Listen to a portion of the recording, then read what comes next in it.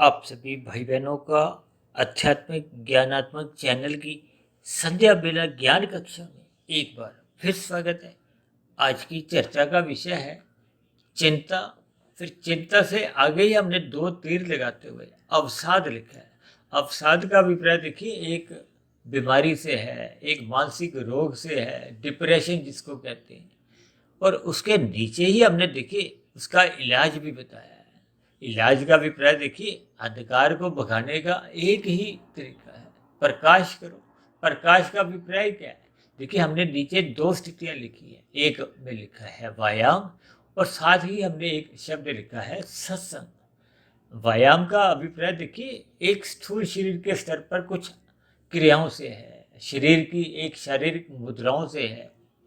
हालांकि व्यायाम को लोग एक योग से भी जोड़ देते हैं, जो हम अक्सर सुबह देखिए पार्कों में देखते हैं ना, कुछ लोग प्राणायाम से संबंधित कुछ मुद्राओं में आसन लगाते हैं। तो ये भी एक व्यायाम के अंतर्गत ही आ जाती है। और साथ में हमने एक शब्द लिखा है सत्संग। सत्संग का अभिप्राय क्या है?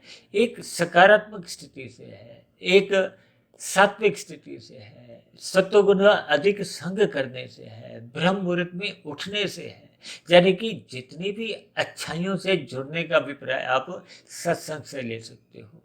और बुराइयों से हटने का अभिप्राय क्या है? कि हम कुसंग से बचें।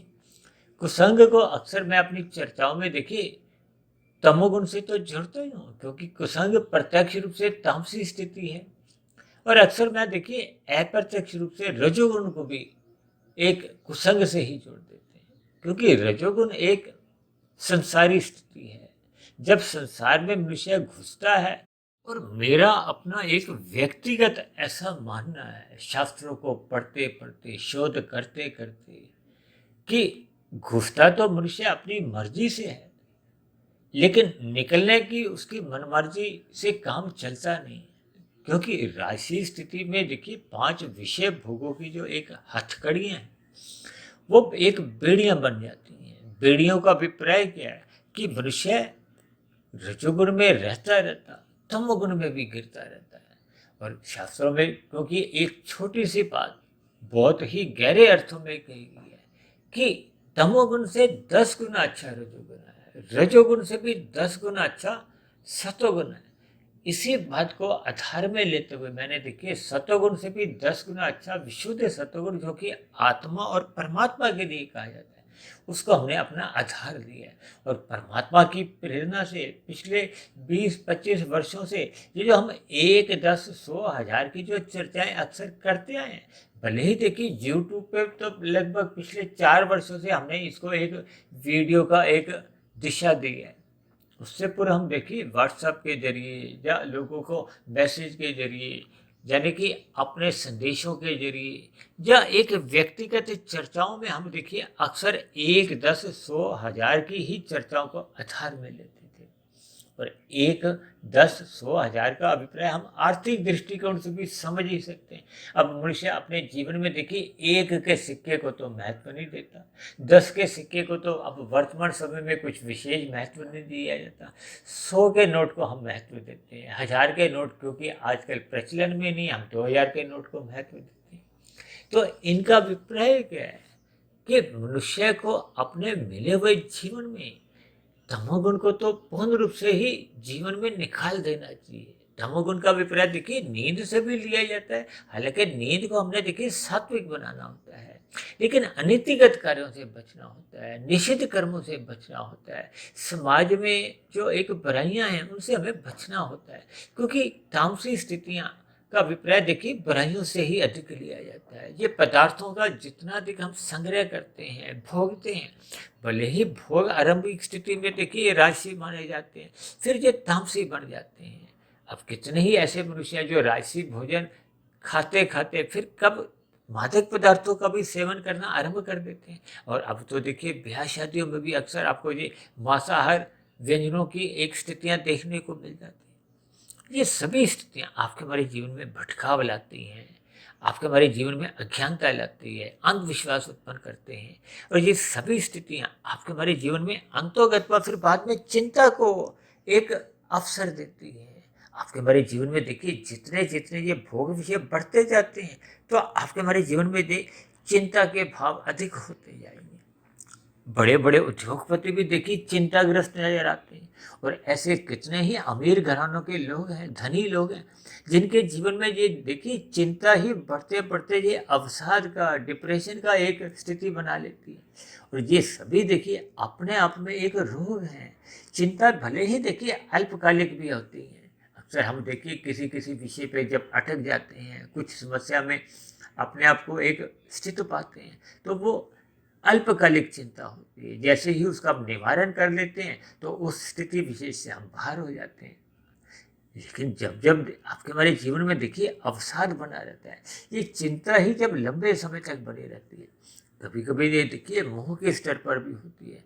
किसी साथी का जब जीवन में छूट जाता है, उसकी स्थिति में भी ये अवसाद की स्थितियां बनती हैं। कभी कभी कोई व्यापार में बहुत गहरे तल पे नुकसान हो जाता है, या समाज में किसी स्तर पर कोई ऐसा स्थितियां कुछ भयानक बनती हैं, तो मनुष्य के जीवन में अवसाद आने की स्थितियां भी बनती हैं। लेकिन कुल मिलाकर, क्योंकि आज हमारा देखिए ये विषय चिंता और अवसाद के ऊपर है, लेकिन मुख्य रूप से ये दोनों शब्द हमने काले रंग से इसीलिए दर्शाए हैं कि ये तमोगुण की निशानी है, अंधकार की स्थिति है। इनसे बाहर निकलने के लिए हमने देखिए दो स्थितियां, एक व्यायाम और एक सत्संग। क्योंकि सत्संग देखिए मन के स्तर पर अधिक गहरे तल पर होने से ही आपके हमारी स्थितियाँ जो एक चिंता की हैं या अवसाद की हैं, उनसे हम बाहर निकल सकते हैं। अब व्यायाम का अभिप्राय देखिए स्थूल शरीर पर अधिक लिया जाता है। स्थूल शरीर के स्तर पर जब आपका हमारे व्यायाम होते हैं, तो आपके हमारी पाचन क्रिया को हो, ये जो एक आपके हमारे पेट में एक जठराग्नि की स्थिति होती है। और अक्सर हमने देखिए इस बात की चर्चा करते हैं कि वात कफ पित्त, जो कि एक आयुर्वेदिक की एक मूल स्थिति है, जब इनका संतुलन होता है, तो आपको भी किसी भी प्रकार का कोई रोग नहीं होता। आपके हमारे स्थूल शरीर के स्तर पर भी चुस्ती बनी रहती है, मन में सात्विक भाव बने रहते हैं, सत्संग के प्रति एक रुझान बना रहता है, परमात्मा से एक प्रीति के सहज भाव बने रहते हैं, स्मृति बनी रहती है। ये सभी स्थितियाँ व्यायाम के द्वारा भी होती हैं और सत्संग करने से भी होती है। सत्संग देखिए जब हम स्थूल शरीर के स्तर पर करते हैं, तो मन आपका हमारा आधा अधूरा होता है। अक्सर राशि मनुष्यों का सत्संग देखिए बेमन से होता है या आधा अधूरा मन होता है, क्योंकि उनके विषय भोगों में अधिक रुचि बनी रहती है। परमात्मा में रुचि ऊपरी ऊपरी स्तर पर ही होती है। उनको आप कर्म कांड भी कह सकते हैं। लेकिन देखिए कर्म कांड भी जब हम ज्ञान पूर्वक करते हैं, लोभ से या भय से नहीं करते। अक्सर मनुष्य देखिए भारत में देखिए विभिन्न प्रकार की जो धार्मिक स्थितियां होती हैं, विभिन्न प्रकार के पर्व आते हैं, या एक नवरात्रों की जो हर 6 महीने बाद स्थितियां आती हैं, मनुष्य जितना जितना मन के स्तर पर ज्ञान पूर्वक इनको कर्म कांडों को करता है, तो फिर उसकी एक आध्यात्मिक उन्नति होती है। और यदि मनुष्य इन कर्म कांडों को देखिए लोभ से करता है या भय से करता है, तो कोई विशेष आध्यात्मिक उन्नति की स्थितियां बनती नहीं है, क्योंकि मनुष्य अस्थायी रूप से इन सात्विक स्थितियों से अपने आप को संलग्न करता है, जोड़ता है, और फिर पुनः अपने संसार में लौट आता है। यानी कि जब हम सतोगुण में जाते हैं, हाथ लगा के पुनः अपने संसार में को, संसार क्या है, रजोगुण और तमोगुण, जब मनुष्य अपने संसार में पुनः लौट आता है, तो फिर वो सतोगुण की न्यूनता बन जाती है। जब जब सतोगुण की न्यूनता बनी रहती है, तो आपके हमारा जो एक कर्माशय है, उसमें भी देखिए पाप कर्म होने की संभावनाएं बढ़ती जाती है। जब जब मनुष्य सत्संग करता है, सत्संग का अभिप्राय देखिए श्रद्धापूर्वक सत्संग से है, जब मन की स्थिति परमात्मा से जुड़ी रहती है। सत्संग निरंतर करने रहने से फिर उस पर जब हम चिंतन करते हैं, चिंतन और चिंता में देखिए कोई विशेष अंतर नहीं, एक बिंदु का अंतर है। लेकिन चिंतन करते करते जब हम शास्त्रों का अध्ययन करते हैं, वो हमारा मार्गदर्शन करते हैं, अपने आपके हमारे जीवन की एक दिशा को सकारात्मक दिशा देते हैं। जब मनुष्य ब्रह्म मुहूर्त में उठकर इन सभी स्थितियों पर विचार करता है, परमात्मा से जुड़ता है, परमात्मा का ध्यान लगाता है, तो इन सभी स्थितियों का उसके चिंता उसकी समाप्त होने लगती है। ये चिंतन ही मनुष्य की आध्यात्मिक उन्नति की एक नींव तैयार करता है। तब ऐसी स्थितियों में जब देखिए चिंता ही समाप्त हो जाती है और चिंतन आपके हमारे संस्कार बन जाता है, परमात्मा से प्रीति होने लगती है, तो फिर आपके हमारे जीवन में ये अवसाद की स्थितियाँ, डिप्रेशन की स्थितियाँ फिर उत्पन्न ही नहीं होती। क्योंकि अवसाद प्रत्यक्ष रूप से पहले चिंता के रूप में आता है। ये मेरा देखिए एक व्यक्तिगत मानना है। मैं कोई देखिए कोई डॉक्टर नहीं हूँ, ना तो मैं आयुर्वेदिक डॉक्टर हूँ, ना ही मैं कोई एलोपैथिक कोई डॉक्टर हूँ। मैं तो देखिए शास्त्रों का ही एक डॉक्टर कहो, या इनका शोधकर्ता कहो, या परमात्मा से एक जुड़ने का मेरा एक प्रयास करो। और पिछले 4 वर्षों से तो देखिए हम इस आध्यात्मिक ज्ञानात्मक चैनल पर प्रतिदिन ब्रह्म मुहूर्त ज्ञान उपदेश कक्षा में कुछ ना कुछ विषय लेते हैं। क्योंकि शास्त्रों में भी देखिए 3 ही तत्वों की चर्चा है। प्रकृति के 3 गुण ये जड़ माने गए, और इन 3 गुणों से ही देखिए आपके मेरे 3 शरीर हैं, स्थूल शरीर, सूक्ष्म शरीर और कारण शरीर। ये जो चिंता है या अवसाद की स्थिति है, ये देखिए सूक्ष्म शरीर के स्तर पर ही बनने लगती है, और बनते बनते ये कार्य शरीर में पहुंच जाती है, तो ये अवसाद की स्थितियां बन जाती है। मनुष्य के जीवन में निराशा की स्थितियां बनने लगती हैं, कोई उमंग उल्लास की स्थितियां फिर उसके जीवन में पूर्ण रूप से समाप्त होने लगती है। तब ऐसी स्थिति में देखिए परमात्मा के सत्संग में भी मनुष्य का एक ध्यान लगता नहीं है, रुकता नहीं है, टिकता नहीं है। इसलिए मेरी आप सभी भाई बहनों से विनती है कि जीवन में सत्संग के प्रति विशेष लगाव अपना जगाइए। ये आरंभिक स्थितियों में भले ही देखिए आप देखोगे ना, सुबह पार्कों में लोग अपने शरीर को स्वस्थ रखने के लिए, यदि उनका देखिए प्रकृति के अधिक विषय भोगों को भोगने के लिए ही स्थूल शरीर को स्वस्थ रखने का एक उद्देश्य है, तो इसमें भी देखिए कोई बुराई नहीं है। क्योंकि जैसे जैसे हम ब्रह्म मुहूर्त में उठते हैं, तो ये ब्रह्म मुहूर्त का एक ऐसा स्वभाव है, प्रभाव है कि मनुष्य को अंतर्गत परमात्मा की ओर मोड़ने लगता है। तो ऐसी व्यायाम की स्थितियां भी अंतर्गत मनुष्य को सत्संग करने के लिए प्रेरित करती हैं। और धीरे धीरे जब मनुष्य सत्संग करने लगता है, तो फिर उसके जीवन में देखिए ये व्यायाम की स्थितियां अपने आप ही बनने लगती है। क्योंकि स्थूल शरीर का नियंत्रण देखिए मन बुद्धि के हाथ में है। जब हम सत्संग करते हैं तो आपकी हमारी जो बुद्धि है वो सात्विक स्थिति उसकी मजबूत होती है। जब जब आपके बारी देखिए विषय भोगों में ही रुचि बनी रहती है। जब मनुष्य देखिए व्यायाम तो करता है, लेकिन विषय भोगों को भोगने के लिए अपने शरीर को स्वस्थ रखना चाहता है, तो उसकी बुद्धि देखिए राशि बनने लगती है। राशि बुद्धि फिर अधिक धन कमाने के लिए प्रेरित करती है, और अधिक धन कमाते कमाते जब सत्संग की न्यून स्थिति होती है, सत्संग का अभाव होने लगता है, परमात्मा की स्मृति होने लगती है, तो ऐसी स्थितियों में वो राशि स्थितियां ही मनुष्य को फिर तमोगुण में गिरा देती है। इसीलिए तो कहा जाता है सत्संग रूपी लगाम को हो, ब्रेक हो, ये सदा एक सही स्थिति में रखनी चाहिए। यानी कि आपके बड़े जीवन में सत्संग एक शुद्ध रूप में बने रहना चाहिए। ब्रह्म मुहूर्त में आपको हमें उठते रहना चाहिए, और निरंतर उठे रहने से, परमात्मा की स्मृति बने रहने से फिर आपका मेरा जीवन एक अनुशासित में रहता है, मर्यादा में रहता है। तब ऐसी स्थिति में जब दिन में रजोगुण की स्थितियां होती हैं, तो वो भी फिर एक मर्यादा में रहती हैं। क्योंकि रजोगुण का मर्यादा में आ जाना या सतोगुण की लगाम से एक नियंत्रण में रुक जाना, ये अपने आप में बहुत बड़ी स्थिति होती है। ये फिर मनुष्य को कभी भी तमोगुण में गिरने नहीं देती, उसका कर्माशय बिगड़ने नहीं देती, उसके बुरे संस्कार पनपने नहीं देती। और जो पहले के बुरे संस्कार होते हैं वो भी धीरे धीरे जब हम सत्संग श्रद्धापूर्वक करते हैं, उस पर मनन करते हैं, चिंतन करते हैं, शोध करते रहते हैं, तो ये सभी स्थितियां फिर जो पहले के बुरे संस्कार होते हैं उनको भी कमजोर करने लगती है। कमजोर होते होते वो देखिए समाप्त होने लगते हैं। समाप्त होने का अभिप्राय क्या है कि वो बुरे संस्कार जलने लगते हैं। जब बीज जल जाता है तो उसमें कोई अंकुरण नहीं होता। अंकुरण का अभिप्राय छोटे छोटे पौधों से है जो मन बुद्धि के स्तर पर फुरने जगाते हैं। जब ये बुरे फुरने मन में उठते हैं, विशेष रूप से देखिए विषय भोगों के प्रति, तो फिर ये स्थूल शरीर के स्तर पर अमर्यादित भोग विषयों में संलग्न करवा देते हैं। आपके बड़ी स्थूल शरीर की जो एक ज्ञानेंद्रिय हैं या कर्मेंद्रिय हैं, ज्ञानेंद्रियों द्वारा वो विषय भोगों में लगाने को बाध्य कर देती हैं, और कर्मेंद्रियों द्वारा फिर वो नए नए जो कर्म है उनमें लगाती है, और पाप कर्म करने से भी रोकती नहीं है। ये सभी स्थितियां तब बनती हैं जब मनुष्य का सत्वगुण कमजोर होता है, सत्संग न्यून स्थिति में होता है। तो इन सभी स्थितियों से आपको हमें बचना होगा। अपने मिले हुए जीवन में ये जो चिंता है और अवसाद की स्थितियां हैं, इन दोनों ही स्थितियों को व्यायाम के स्तर पर और सत्संग के स्तर पर, यानी कि स्थूल शरीर के स्तर पर आपको हमें व्यायाम भी करने हैं, और मन बुद्धि के स्तर पर आपको हमें निरंतर श्रद्धापूर्वक सत्संग करते हुए अपनी सात्विक स्थिति मजबूत करनी है। रात को जब मोहनात्मक स्थितियाँ होती हैं, उन स्थितियों के नुकसान से बचने के लिए हमें रात को जल्दी सोना होता है, और सुबह अधिक से अधिक लाभ कमाने के लिए हमें ब्रह्म मुहूर्त में उठना होता है, जब परमात्मा की स्मृति बनाए रखना एक बहुत ही अनुकूल स्थितियाँ होती हैं। मैं तो कभी कभी यहाँ तक भी कहता हूँ कि परमात्मा को ब्रह्म मुहूर्त में जितना चाहे आप लूट सकते हो।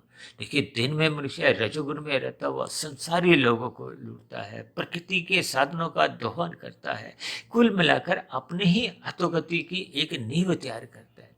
तो इन सभी स्थितियों के हमें भावार्थ समझने होंगे। अपने मिले हुए जीवन में ये चिंता और अवसाद जैसी जो एक बुराइयां हैं, ये अंधकार में स्थितियां हैं, इनको दूर करने के लिए हमें व्यायाम और सत्संग रूपी दीपक जलाने होंगे, प्रकाश करना होगा। तभी ये जो एक अंधकार में स्थिति है, यानी कि चिंता और अवसाद, हम समाप्त कर सकेंगे। अपने मिले हुए जीवन को हम एक सार्थक दिशा की ओर ले जाने लगेंगे। परमात्मा से फिर सहज ही प्रीति के भाव बनने लगते हैं, और कुल मिलाकर आपके हमारे जीवन में ये जो चिंता और अवसाद की स्थिति है, ये अपने आप ही भागने लगती हैं। यहाँ भागने का अभिप्राय देखिए समाप्त होने से है, यानी कि ये बुराइयां समाप्त होने लगती हैं। आपका हमारा जीवन एक सफल दिशा की ओर, सात्विक दिशा की ओर, एक अनुशासन की ओर, परमात्मा की प्रीति की ओर, शास्त्रों के अनुसार कहो, गुरु की आज्ञा के अनुसार एक व्यवस्थित बना रहता है, एक अनुशासित बना रहता है। तो फिर आपका हमारा स्थूल शरीर, सूक्ष्म शरीर और कारण शरीर, ये तीनों ही एक शुद्ध अवस्था में रहते हैं। स्थूल शरीर के स्तर पर भी कोई रोग नहीं होता, क्योंकि जब जब देखिए आपके बारे चिंता की ये स्थितियां बढ़ने लगती हैं, तनाव की स्थितियां बढ़ने लगती है, तो आपको हमें स्थूल शरीर के स्तर पर घबराहट रहती है, मन के स्तर पर बेचैनी बनी रहती है। ये जो बीपी का रोग है, यानी कि उच्च रक्तचाप का रोग है, हृदय गति जो बढ़ जाती है, ये सभी स्थितियाँ तभी उत्पन्न होती है जब मनुष्य के जीवन में व्यायाम घट जाता है, भोजन उसका बिगड़ जाता है, और सत्संग छूट जाता है। तो इन सभी स्थितियों पर आपको हमें चिंतन करना होगा। अपने जीवन में चिंता और अवसाद की जो एक भयानक स्थितियां हैं, इनसे बचने के लिए हमें स्थूल शरीर के स्तर पर व्यायाम भी करना होगा, अपने जीवन को अनुशासित रखना होगा, अपने भोजन को सात्विक बनाना होगा, और निरंतर सात्विक स्थिति मजबूत करते हुए सत्संग श्रद्धापूर्वक करना होगा, ब्रह्म मुहूर्त में उठना होगा। ये सभी स्थितियाँ जब कर्मबद्ध तरीके से आपके हमारे जीवन में एक व्यवहार रूप में, एक स्वभाव रूप में, एक संस्कार रूप में बन जाती है, तो विश्वास कीजिए आपका हमारा जीवन एक आध्यात्मिक उन्नति की ओर सहज ही छलांगे लगाने लगता है। तो ऐसी सभी शुभ स्थितियाँ आपके जीवन में भी बनने लगी। इन्हीं शुभ कामनाओं के साथ आज की चर्चा विशेष को यहीं विश्राम देते हैं। इसी तरह परमात्मा की प्रेरणा से लगभग 1.5-2 वर्ष पहले हमने देखे स्वस्थ स्थूल शरीर की कसौटी के ऊपर भी एक वीडियो तैयार किया था, ब्रह्म मुहूर्त ज्ञान कक्षा में। लेकिन फिर भी परमात्मा की प्रेरणा से जैसे जैसे परमात्मा मुझे ब्रह्म मुहूर्त में प्रेरित करते हैं, मैं अपने वीडियो को एक दिशा देता हूँ, उन शब्दों को एक स्थान देता हूँ, जैसे जैसे वो शब्द परमात्मा मुझे मन बुद्धि के स्तर पर प्रेरित करते हैं। तो आपके जीवन में भी ये चिंता और अवसाद की स्थितियाँ समाप्त हों, और व्यायाम और सत्संग की स्थितियाँ बनने लगे, ताकि कुल मिलाकर आपका हमारा जीवन सफलता की ओर जाने लगे, जीवन सार्थक होने लगे, यानी कि आध्यात्मिक उन्नति एक दिशा पकड़ लेगी, और मरने के बाद हम अधोगति की स्थितियों से भी बचने लगे। तो ऐसी सभी शुभ स्थितियां बनने के लिए मेरी ओर से आप सभी भाई बहनों को बहुत बहुत शुभकामनाएं। अब चर्चा विशेष को यहीं विश्राम देते हैं। कल सुबह फिर मिलते हैं ब्रह्म मुहूर्त ज्ञान उपदेश कक्षा में। तब तक आप अपने आध्यात्मिक मित्र सुधीर भाटिया फकीर को इजाज़त दें।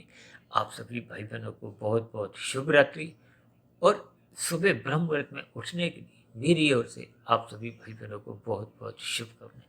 फिर भी चर्चा संबंधित आपके मन में किसी भी प्रकार का कोई प्रश्न हो, जब मेरी कही गई बातों पर आपको कोई आपत्ति हो, शिकायत हो, तो नीचे दिए गए कमेंट्स बॉक्स पर आपके प्रश्नों का, सुझावों का और शिकायतों का सदा ही स्वागत है। चर्चा विशेष को ध्यानपूर्वक सुनने के लिए आप सभी भाई बहनों का भी बहुत बहुत धन्यवाद।